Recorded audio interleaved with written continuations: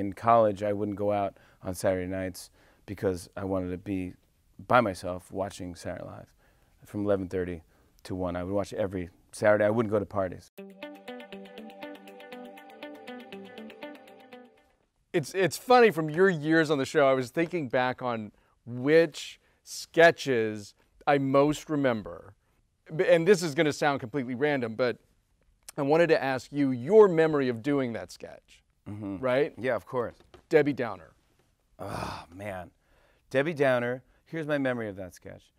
I didn't laugh until the way end.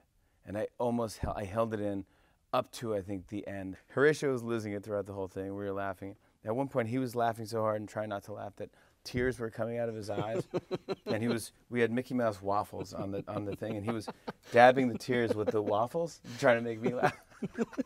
But so even Rachel would laugh when the camera went in, which was also the because thing. you know what, I was laughing and I knew the camera was not on me. Right. So I was like, and then she was going, trying to laugh, and she was like, but then the last line was, it's official, I can't have children.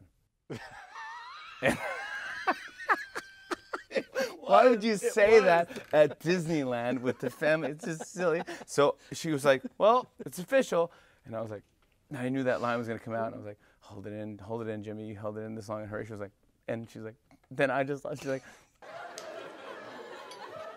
can't have children. like she said it, and dude, and the whole place exploded, and it vibrated. The whole studio vibrated. Saturday Night Live is on these springs, if I know this to be correct. It's a floating studio because the subway rumbles, and you don't want it to shake during the show. So it's on springs. So if it's a really killer sketch, the place shakes. Yeah. The place shook, and I started laughing, crying, laughing, and that was the end. And it became a famous thing. But gosh, it was one of the funniest moments. I loved it. Cowbell.